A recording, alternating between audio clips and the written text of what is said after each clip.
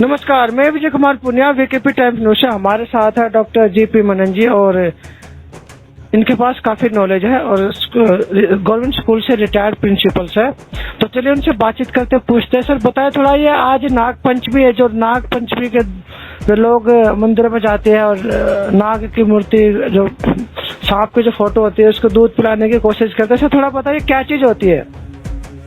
Actual में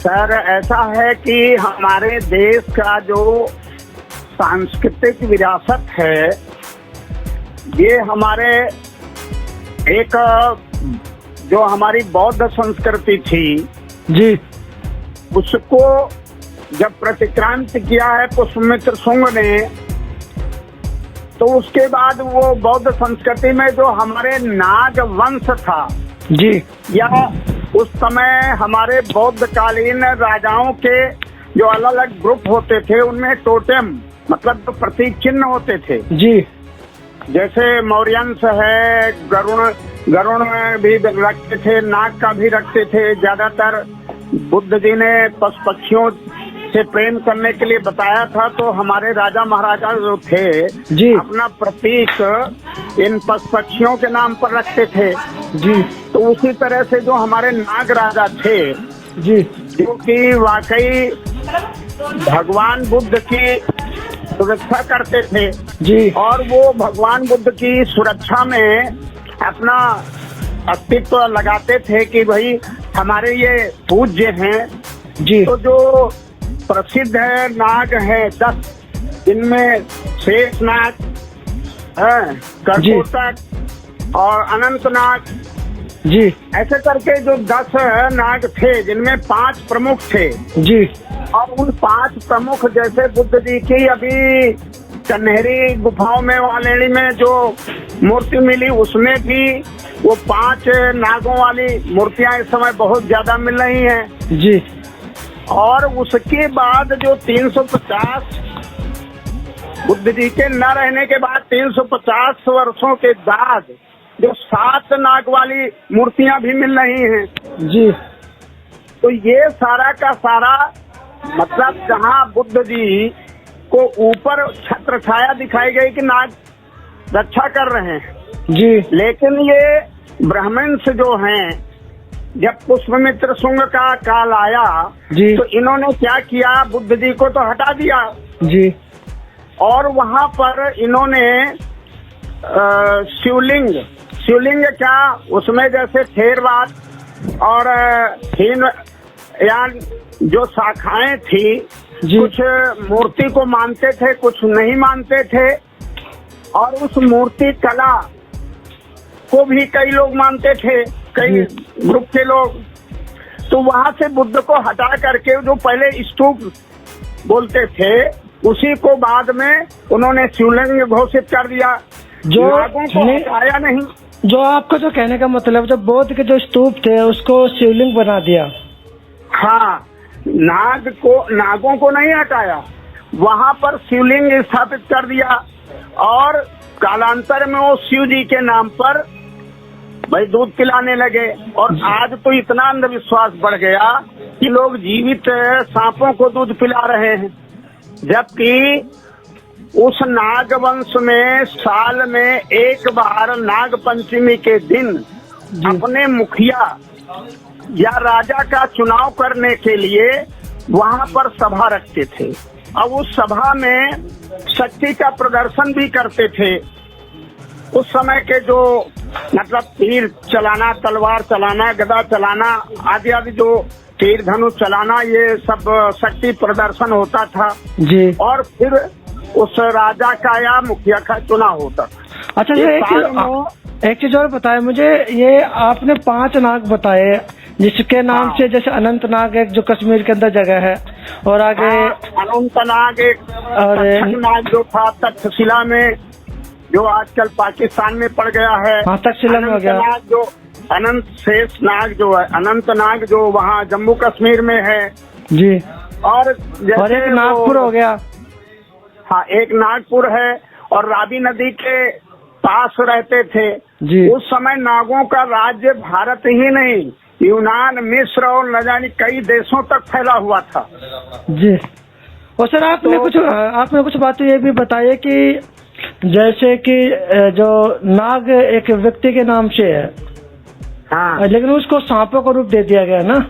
नहीं, actual में हमारे बुद्ध कालीन में मतलब जो जीवों से प्रेम करने के लिए, और ये हमारा सांप जो होता है किसानों का मित्र कहलाता है, जैसा आज भी किताबों में अभी भी पढ़ाया जाता है। क्योंकि जो खेतों में चूहे होते थे, किसानों की फसल को नष्ट करते थे, तो सांप जो हैं उनको चूहों को खा करके किसान की मदद किया करते थे, फसल बचती थी, इसलिए उनको किसान मित्र माना गया और आज भी पढ़ाया जाता है ठीक है। जी जी।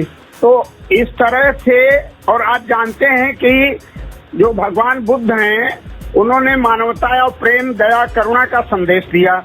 तो जितने भी बौद्धिस्ट थे, अभी आप विदेशों में देखिए कई बौद्धिस्ट लोग जिस तरह से हम अन्य जानवरों को पालते हैं उस तरह से टाइगर पालते हैं और उनसे प्रेम करते हैं, उनके साथ खेलते भी हैं। जी।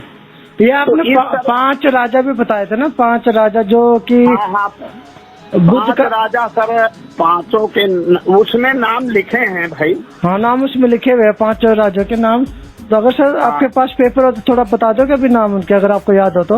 नहीं, पेपर असल में डायरेक्ट ये लेख है, असल में हमने लिखा था पिछले साल। अच्छा, तो मतलब जो 5 राजा थे वो जो कहते ना भगवान विष्णु के पीछे जो शेष नाग बैठा रखे उसके 5 मुंह होते हैं।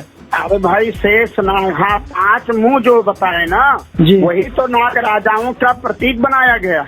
लेकिन फिर देश के लोग तो सांपों को मानते कि नागों को ज्यादा रखते हैं। ये जो हमारी ब्राह्मण संस्कृति है, ये आर्यंस हैं जो जी, ये विदेशी हैं और कोई भी विदेशी कल्चर यहाँ नहीं है। ये आप अभी ये तमिलनाडु का एक केस पढ़ा होगा, अभी कल ही रिपोर्ट आई है, वहाँ पर एक कौन से मंदिर में वहाँ बौद्धिस्ट ट्रस्ट ने उसका दावा दायर किया था।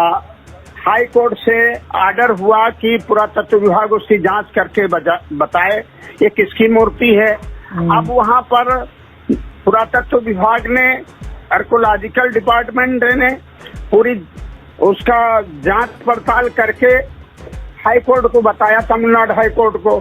तब उसने आदेश दे दिया कि नहीं, यहाँ पर ये बुद्ध जी की प्रतिमा है, तो यहाँ पर बुद्धिस्टों के अलावा दूसरा मंदिर के रूप में नहीं पूजा जा सकता जी। अच्छा, एक चीज और है, जैसे कहते हैं ना कि सांपों को दूध पिलाना है, नाग पंचमी में ज्यादातर लोगों को सांपों को दूध पिलाते हैं।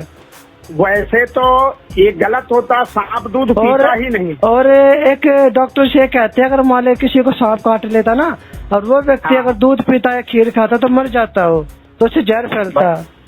भाई सांप कभी दूध नहीं पीता है, क्योंकि अगर सांप को जबरदस्ती दूध पिला भी दिया जाए तो स्वयं मर जाएगा। वो 15 दिन में मर जाता है। हाँ। अच्छा, क्योंकि लोगों को पता नहीं ना, लोगों की तो धारणा ऐसे ही बना रखे कि सांप को दूध पिलाओ नाग पंचमी के, क्योंकि जैसे नाग पंचमी केवल उस पर चढ़ाते थे, जैसे अभी भी चढ़ाने की भी प्रथा है, लेकिन आज कई लोग अंधविश्वास, इतना अंधी आस्था बढ़ गई कि लोग जिंदा सांपों को दूध पिलाने लगे। हाँ, जिंदा सांपों को भी दूध, लेकिन सांप तो पीता ही नहीं ना दूध, फिर भाग जाता है। ये सांप नहीं पीता, इसीलिए तो कई मतलब हजारों की तादाद में सांप मर जाते हैं प्रतिवर्ष।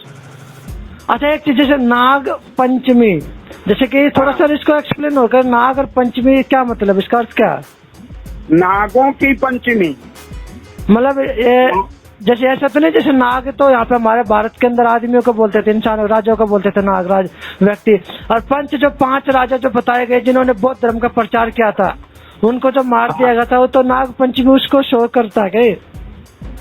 नहीं, हाँ तो मैंने बताया कि भाई उन्हीं राजाओं की यादगार में पहले से उत्सव मनाया जा रहा था, और इसको मीडिया के माध्यम से, मतलब मीडिया के माध्यम से इस तरह से प्रचार कर दिया कि नाग पंचमी से सांपों की पूजा करना होता। हाँ, तो आज भी हमारे घरों में आपने देखा होगा गोबर से वो ऐसे 5 सांप बनाते, जो 5 सांप बनाते हैं। हाँ, वो उसी का टोटेम है, यानी एक प्रतीक चिन्ह है। तो मतलब लोगों को इसका मतलब सही जानकारी है नहीं इस बात की कि हमारे 5 जो राजा थे, जो महाबली थे, और मतलब इतिहास से वंचित है लोग हमारे देश के आज भी। अनंतनाग, शेष, सहस्रनाग और करकोटक, तक्षनाग, तक्षक का जैसे वो नहीं मिलता है, परीक्षित और जन्मेजय ने पथारी इलाके में सब नागों को जलवा दिया था, मरवा दिया था। अच्छा सर, अब ये बताइए, आप ये इतिहास से आपने निकाला कहाँ से? अरे भाई, ये तो हमने बाबा साहब ने भी नागों के बारे में, नागवंश नागपुर, इसीलिए बाबा साहब अम्बेडकर ने वहाँ पर मतलब दीक्षा ली थी नागपुर से, क्योंकि वो नागों का स्थान है। नागों मतलब कि राजधानी बनाई थी वहाँ पे। हाँ, मतलब उनकी मेन राजधानी नागपुर ही थी। अच्छा, तो इसलिए बाबा साहब अम्बेडकर ने वहाँ पे 10 लाख लोगों को बौद्ध धर्म की दीक्षा दिलाई थी। मतलब 10 लाख, लगभग 10 लाख लोग मानते हैं, कोई 7 लाख, लेकिन लगभग 10 लाख के लोग थे जिनको बाबा साहब ने अपने साथ बौद्ध दीक्षा दिलाई थी।